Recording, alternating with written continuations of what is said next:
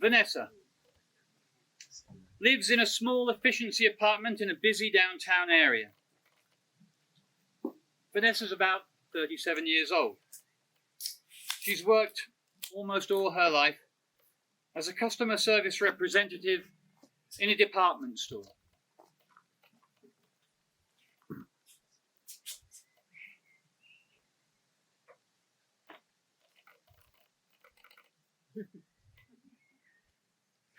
There always seems to be so much to do before one goes on one of these trips. Last-minute details, etc.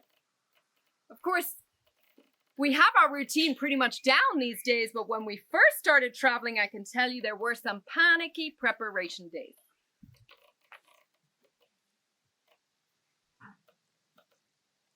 I remember once when we were going to... Where was it? Buenos Aires, that's it. And I remembered at the very last minute that I had told Joan from the store, that I would help her host the employee singles get-together. Dear, oh dear, she was quite upset when I called and had to cancel, but what could I do? A trip like this takes a long time to plan, not to mention the money we'd invested.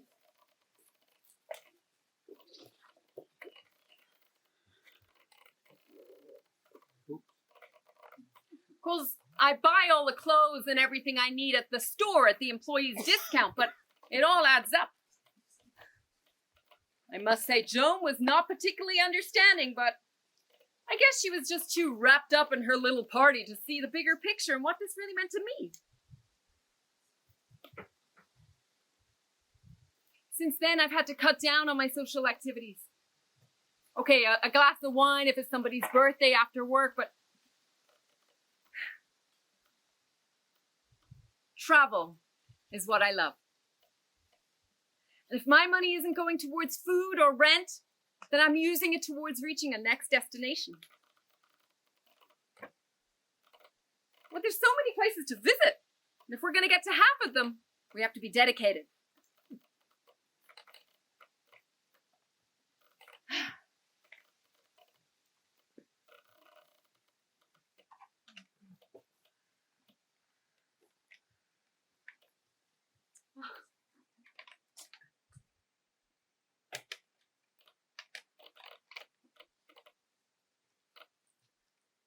Such wonderful resonance, the didgeridoo.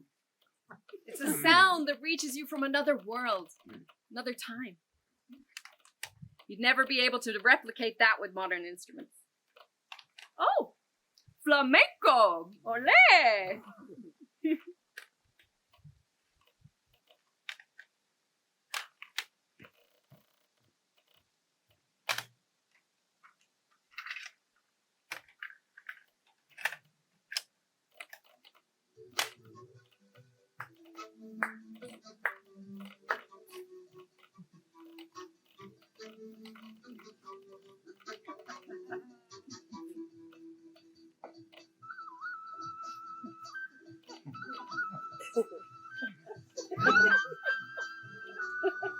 Isn't it wonderful?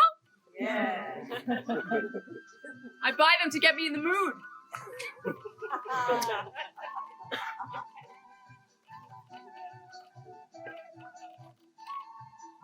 Lima, all the way up to Cusco.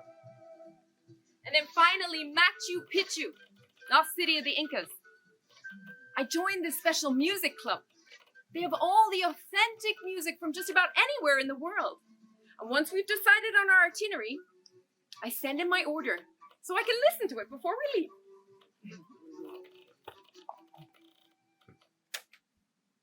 It's not cheap, but it's worth it. I don't script when it comes to our trips. After all, each one is a once-in-a-lifetime event, and you shouldn't cheat yourself on something like that.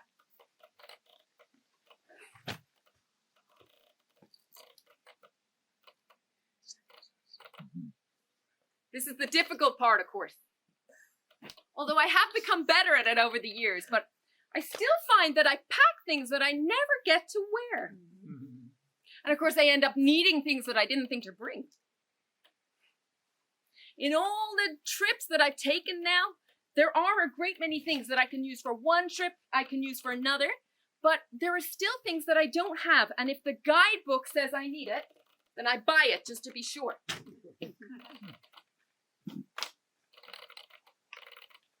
That's all Paul's advice. My fiancé. He believes in being prepared for absolutely everything. And in all the years that we've been traveling together, he always has exactly what he needs. No more, no less.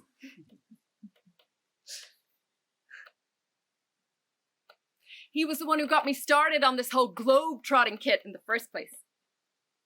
We met when he was still in the Marines. He was so handsome and confident and full of ideas for his future.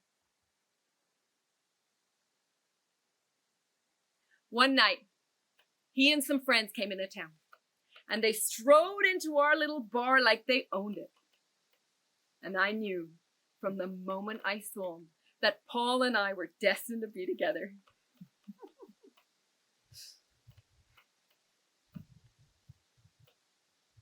Later that night, after we'd made love, he told me of some of his plans for travel and adventure. Then I just had to let him know how much I'd fallen for him and how I was sure we were going to be together forever. And he looked at me in that funny way of his, and he said, "Oh, so you want to get together for another ride again next weekend?" "Okay, baby, you may not be the choicest cut in the shop, but you sure know how to give a guy a good time." And then he was off, back to base. He was always joking around like that. Now, where did I put my thick wool sock? Not in here. No. Oh, I wondered where this had gotten to.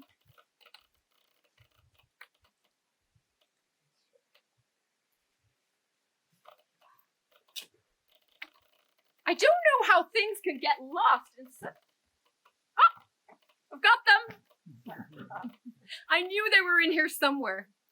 A place for everything and everything in its place. That's the way to keep it all together. I bought myself this set for our first trip together. A wonderful investment, I must say. Plenty of room for everything and so durable.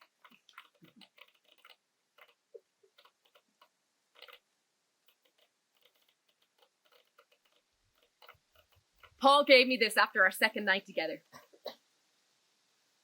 I wanted it so much to be a magical night. I'd spend the whole week planning. I bought candles and perfume and I went to the music store to buy some music that I knew he liked because I heard him play it at the bar the weekend before. It wasn't romantic or anything, but I knew he'd like it.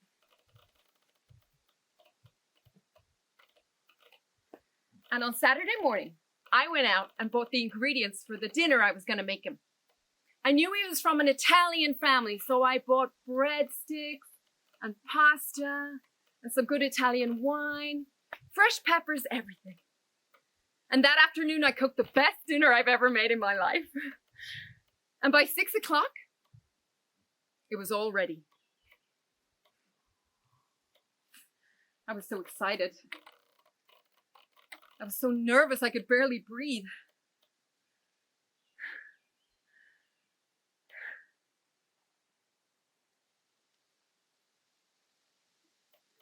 By 7, I was starting to worry. And by 8:30, I was sure something terrible had happened. Maybe he'd been given his papers or his orders or whatever it is they're given. Or maybe he'd been injured during training. My mind raced and my heart sank at the weight of possibilities.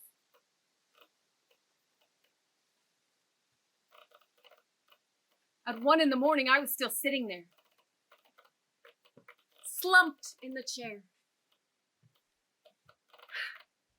already mourning the loss of my true love.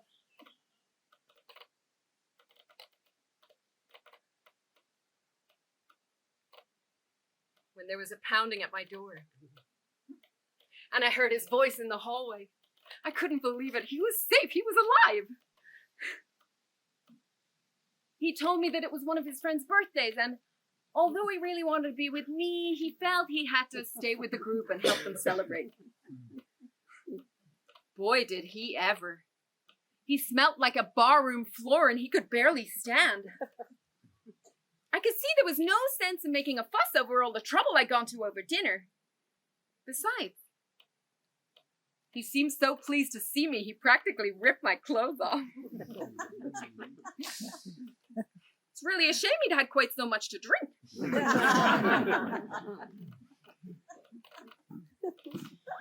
There. All set. So excited. We've been looking forward to this trip for some time now, and it's so hard to be patient. Oh.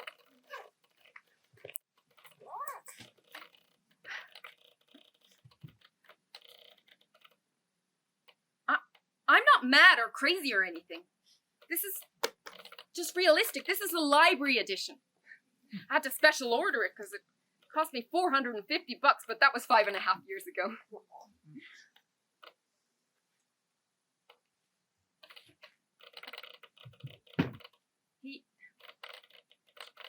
He left the next morning after I made him some coffee and toast. I would have made him something more, but he didn't have time. I went upstairs and the shirt was still on the bed. I knew it was a sign of his feelings for me. But I also felt that I had to make a bigger impression on him.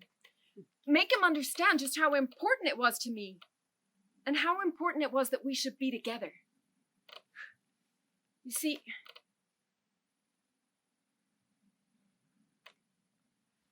my life had become a prison. I was 31 years old, stuck there in my parents' rundown house in Tacoma. I hadn't dated in probably 6 years, and I'd been working in pennies since school. I hadn't been anywhere or done anything, so he was more than just a new boyfriend. He was a new life. A new life and a better life for me.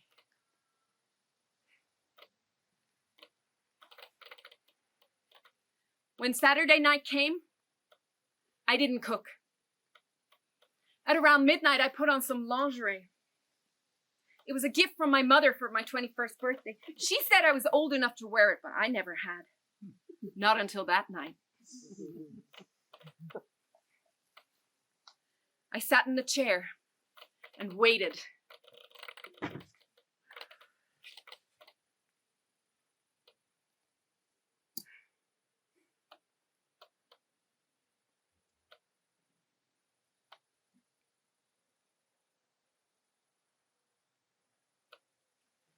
It was close to 2:30 in the morning by the time he arrived. In a worse state than he'd been the previous weekend, if that's possible. He muttered that I looked real sexy and made some clumsy grabs at my breast before passing out on the couch. I remember looking at him. The poor dear. And thinking how much simpler and easier his life was going to be with me.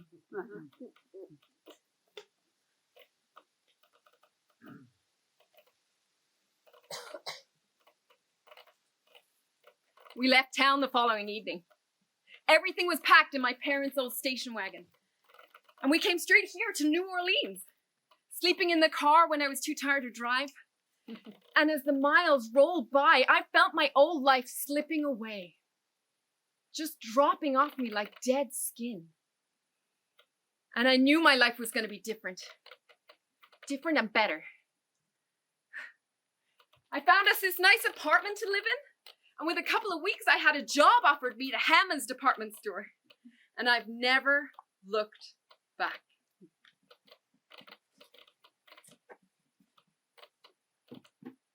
Paul and I have been on 38 trips since then, each with its own special memory.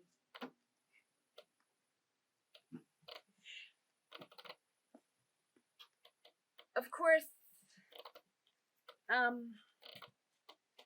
it would be nice to physically go to all these places, but on my salary, that just isn't possible. Well, it's all I can do to pay for the preparations. Well, if I were actually going to cover the cost of the hotels and the fares, well, we barely managed 1 or 2 of the trips in the last 5.5 years.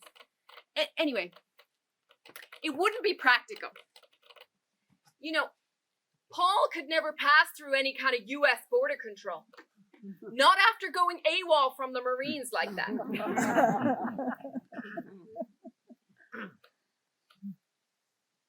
That and the fact that he's dead. At least I think he is. To be honest, I've never looked into sea. At this stage, I really don't want to.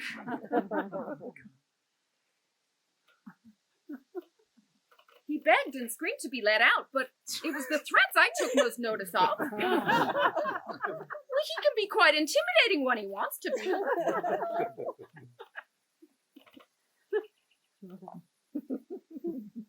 He'd stop talking by the time we'd reach Kentucky. But if I listened carefully,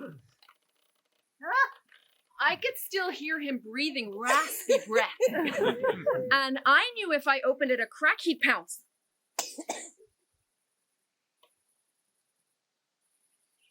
I'm not sure when I decided I wasn't going to open it again. I mean, my original intention had been to let him out just as soon as we had a bit of distance between us and Tacoma. But he was being so unreasonable and so angry. So I just kept putting it off. And putting it off. Those border people get upset about that kind of thing, and then there's the health people and the police.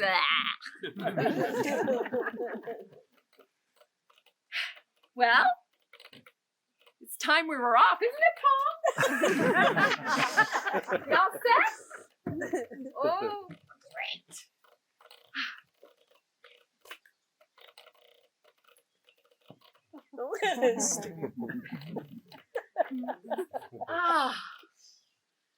Then off we go.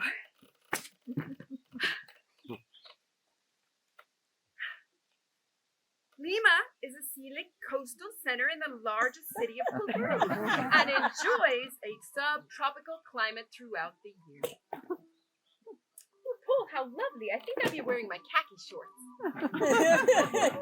Lima is a blend of colonial styles and modern architecture.